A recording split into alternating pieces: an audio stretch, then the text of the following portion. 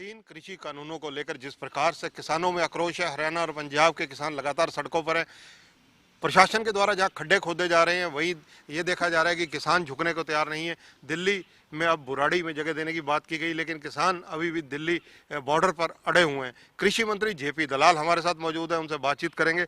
दलाल साहब, जिस प्रकार से कृषि कानूनों को लेकर किसानों में आक्रोश देखा जा रहा है, किसान सड़कों पर हैं, इसको लेकर सरकार बैकफुट पर आती नजर आ रही है, क्योंकि सरकार ने पहले बैरिकेड्स लगा दिए, लेकिन बाद में बैरिकेड्स हटाकर उनको जाने के लिए अलाउ कर दिया गया। देखिए, जो 2 दिन से दिल्ली मार्च था किसानों का, इसमें 99% किसान पंजाब से थे। पंजाब सरकार द्वारा प्रायोजित ये कार्यक्रम था। पंजाब की कांग्रेस पार्टी ने पूरा व्यूह रचना की थी और वहाँ के मुख्यमंत्री जी हैं, वो सेना में रहे हैं। जैसे मोर्चे पे मोर्चाबंदी करनी होती है, उसी तरह की प्रशिक्षित जो कार्यकर्ता थे कांग्रेस के, उनको भेजा गया था। मैं एक तो हमारे प्रशासन के अधिकारियों का शुक्रिया अदा करता हूँ, किसान भाइयों का भी करता हूँ कि कोई बड़ी दुर्घटना नहीं घटी, शांतिपूर्वक ये सारा कार्यक्रम निपट गया। लेकिन मैं पंजाब के मुख्यमंत्री जी से एक चीज़ पूछना चाहता हूँ। मैंने उनके बयान सुने थे। उन्होंने कहा था कि हम इन कानूनों को पंजाब में लागू नहीं करेंगे, और उन्होंने अपनी सोच समझ से अपनी विधानसभा में कानून भी पास कर दिए। तो पंजाब के किसान को दिल्ली भेजने का औचित्य क्या है, जब ये चीज़ पंजाब में लागू ही नहीं कर रहे, वो केंद्रीय कानून को मान ही नहीं रहे। मेरा विचार ये है कि कांग्रेस पार्टी झूठ बोल कर जिसने वोट लिया किसानों का, कर्जे माफ़ी का नारा दिया, अपनी विफलताओं को छिपाने के लिए ये सारे प्रपंच रच रहे हैं। और बागपत देखा जाए, इसके अलावा सहारनपुर देखा जाए, गाजियाबाद देखा जाए, यहाँ के किसान भी तो इस वक्त सड़कों पर है, दिल्ली के दूसरी तरफ से आ रहे हैं। ये आज समर्थन में थोड़े बहुत जो किसान नेता हैं वो आज शुरू हुए हैं, लेकिन कल परसों का जो कार्यक्रम था पूरी तरह से पंजाब का था। हरियाणा के किसानों को मैं बधाई देता हूँ कि उन्होंने इसका कोई समर्थन नहीं किया। पूरे प्रदेश की मेरे पास रिपोर्ट है। जो कांग्रेस के कार्यकर्ता किसान के रूप में थे, वो भी 1000 से ज़्यादा की संख्या नहीं आई।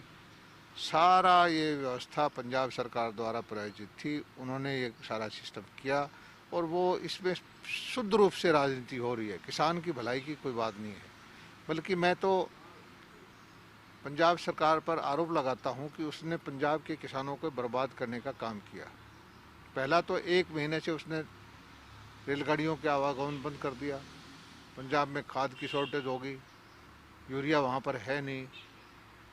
पंजाब का किसान मारा फिर रहा है यूरिया के लिए। हरियाणा में आज स्मगलिंग हो रही है यूरिया की। दूसरा, आपने कानून पास कर दिया गेहूं और धान के लिए, जिसकी परचेज सिर्फ भारत सरकार के पैसे से होती है, एफसीआई के लिए होती है, सेंट्रल पूल के लिए होती है, और जिसकी परचेज 2 महीने धान की और 2 महीने गेहूं की परचेज चलती है। उसके लिए आपने कह दिया कि इसकी एमएसपी से नीचे कोई खरीदारी करेगा तो उसकी 3 साल की सज़ा हो जाएगी। मेरे एक छोटा सा सवाल है, क्या एमएसपी पे आप 12 के 12 महीना परचेज करेंगे? नहीं, कृषि कानूनों के विरोध कर रहे किसान, चाहे हरियाणा के थे या पंजाब के, जैसे उन पर तेज पानी से फुहारे की गई, गैस छोड़ी गई, इन चीज़ों को कितना, इनको कितना का वाजिब मानते हैं? मैं आता हूँ उस चीज़ पे। पहली चीज़ तो ये है कि मेरा मकसद चाहे कि पंजाब में ने जो कानून पास किए वो सिर्फ ढकोसला है। आप खुद परचेज करेंगे नहीं, 50 रुपये भाव गिर जाता है तो व्यापारी की सजा हो जाएगी। पंजाब का किसान जाएगा कहाँ?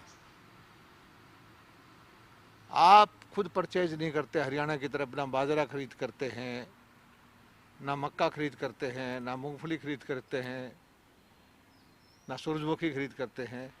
आप सिर्फ ढकोसला करते हैं। आप सारे किसानों को जो एमएसपी का भाव उससे 1.5 भाव दीजिए, आपको रोकता कौन है? आपके अंदर आप सक्षम हो सारे फैसले लेने के लिए, आप सरकार हो प्रदेश की, आप कुछ भी भाव दीजिए, किसानों को प्रोक्योरमेंट करिए, अच्छी अच्छी सुविधा दीजिए। हरियाणा ने अपने दम पे भाव दिया है। हरियाणा ने सारी सरसों एमएसपी पे खरीदी है। हरियाणा ने 7.5 लाख मीट्रिक टन बाजरा एमएसपी पे खरीदा है, जबकि पंजाब में बाजरे की खरीदनी हुई, राजस्थान में जहां कांग्रेस की सरकार है 1200-1300 रुपए में बाजरा बिक रहा है। नहीं, ताजा हालात हैं दलाल साहब। एमएसपी होने का मकसद क्या हुआ? जब एमएसपी है बाजरा की और आप खरीद नहीं रहे, तो एमएसपी होने का मतलब क्या हुआ? एमएसपी लागू कर दी केंद्र सरकार ने और आप खरीद ही नहीं रहे, आप किसान को भाव नहीं दे रहे हो। आप शुद्ध रूप से राजनीति करते हो किसानों का ध्यान भटकाने का। और पंजाब में पहले भी कांग्रेस पार्टी ने अव्यवस्था फैलाई थी। भिंडरावाले के वक्त से लेकर ऑपरेशन ब्लू स्टार से लेकर सारे पंजाब को बर्बाद कर दिया था कांग्रेस ने, सारा उद्योग धंधे बर्बाद कर दिए। अब कृषि बची हुई है थोड़ी बहुत, उसको भी बर्बाद क्यों करना चाहते हैं? और पंजाब का सिख जो खुददार है, वो इस कांग्रेस के जो नेता हैं राहुल गांधी और सोनिया गांधी को कभी भी पसंद नहीं करेंगे। अमरिंदर सिंह जी उनको ना बहकाएं, अव्यवस्था ना फैलाएं। और मुझे एक चीज़ का जवाब दीजिए, आज 73 साल हो गए देश को आज़ाद हुए, किसान ने अपना पसीना बहाकर मेहनत कर कर उत्पादन बढ़ा बढ़ा के देश के खाद्यान्न भंडार भर दिए, और किसान की हालत आज भी कमज़ोर है। इसका जिम्मेदार कौन है? शासन में कौन रहा है? शासन में कांग्रेस रही है। और दलाल साहब, ताजे हालात पर समीक्षा अगर की जाए, जो जिस तरह से पानी की बौहार उन पर की गई, जिस प्रकार से गैस के गोले छोड़े गए, इनको कितना वाजिब मानते हैं आप? देखिए, ये कानून व्यवस्था करना, ट्रैफिक बनाना, ट्रैफिक को डाइवर्ट करना, एक जगह पे गैर कानूनी भीड़ इकट्ठी ना होना, ये law and order enforcing agency का काम है। उनकी अपनी क्या सीमाएं रही हैं मैं इस वक्त कुछ नहीं कह सकता, लेकिन सरकार की तरफ से ये था कि किसी भी तरह का कोई जो है बल का प्रयोग नहीं होगा, कोई फायरिंग नहीं होगी, और उसका उन्होंने पालन किया। क्योंकि जिस प्रकार से धारा 144 का उल्लंघन हुआ, आपदा कानूनों का उल्लंघन हुआ, तो क्या कानूनी कार्रवाई भी संभावित है ऐसे लोगों के खिलाफ? जो है लोकल प्रशासन क्या करता है हमारी जानकारी में तभी आएगा, और कानून अपना काम करता है और उसको करना भी चाहिए। देश में कानून का लाठी तंत्र, भीड़ तंत्र, सड़क जाम करके देश नहीं चल सकता। कानून का राज देश में होना चाहिए। ऐसी भी सूचनाएं आ रही हैं कि केंद्रीय गृह मंत्री अमित शाह जी इस सारे मामले को देख रहे हैं और वो कोई ना कोई हल बातचीत के माध्यम से करने की कोशिश में है। देश की राजधानी दिल्ली सारे देश का दिल है, हमारे मान सम्मान की जगह है। वहाँ पर अगर कोई अव्यवस्था फैलेगी तो देश की बदनामी होगी। हमारा सारा नेतृत्व इस संज्ञान लेगा, उसमें हमारे प्रधानमंत्री जी हों, केंद्रीय कृषि मंत्री जी हों, होम मिनिस्टर हों, और सब इस चीज़ को व्यवस्था को देखकर कोई न कोई रास्ता निकालेंगे। लेकिन दिल्ली जाने का जब हमारे केंद्रीय कृषि मंत्री ने पहले ही निमंत्रण दे दिया था कि 3 तारीख को आइए, बात करिए, तो दिल्ली जाने का औचित्य क्या था? ना बुलाते तो जाते। हमने पहले बुला रखा है, पिछली बार भी मीटिंग हुई थी, 2 मीटिंग पहले हो चुकी है, और जो पिछली मीटिंग में फैसला हो गया था कि अगली मीटिंग हम 3 तारीख को करेंगे। लेकिन जो गुरनाम सिंह चौधरी जी कांग्रेस के एजेंट के रूप में काम कर रहे हैं, वो तो मीटिंग में गए ही नहीं। जो लोग मीटिंग में जाते हैं उन्हीं को तो समझा सकते हैं हम। जो मीटिंग में जाना नहीं चाहता, जिसकी इच्छा नहीं है, जिसका काम यह है कि अफरा तफरी फैलाए, व्यवस्था फैलाए, उसका क्या समझाए, कैसे समझा सकते हैं? दलाल साहब, एक अहम बात हो रहा है, जिस प्रकार से हरियाणा चारों तरफ से सील बंद किया गया था, क्योंकि चारों तरफ से पंजाब का लगभग लगता है, चाहे फिरोजपुर का बॉर्डर सिरसा के नज़दीक हो, बठिंडा के नज़दीक हो, या इधर अपना राजपुरा बॉर्डर हो, जीरकपुर बॉर्डर हो, लेकिन लोग ये जानना चाहते हैं कि ऐसी क्या परिस्थितियाँ हुई जो ये यू टर्न लेना पड़ा और फिर बैरिकेड्स खुलवाने पड़े? नहीं, ये लोकल जो व्यवस्थाएं देखनी है। अब एक जगह से इतनी बड़ी भारी मात्रा में भीड़ चली जाए और पूरा कहीं उनके दिल्ली में ठहरने की व्यवस्था करना, उनका रुकने का जाना, रूट को, ट्रैफिक को देखना, बहुत सारे मुद्दे होते हैं जिसको प्रशासन देखता है। प्रशासन ने जो भी फैसला किया है कई चीज़ों को ध्यान में रख के किया होगा। बतौर कृषि मंत्री ऐसी स्टेज के ऊपर आप क्या अपील करना चाहेंगे, आप क्या कहना चाहेंगे किसानों को? मैं तो पंजाब के किसानों से एक प्रार्थना करता हूँ, जिस तरह हरियाणा के किसानों में भ्रम फैलाया गया था कांग्रेस के द्वारा कि मंडी नहीं रहेगी, एमएसपी नहीं रहेगी, एमएसपी पर परचेज नहीं होगी।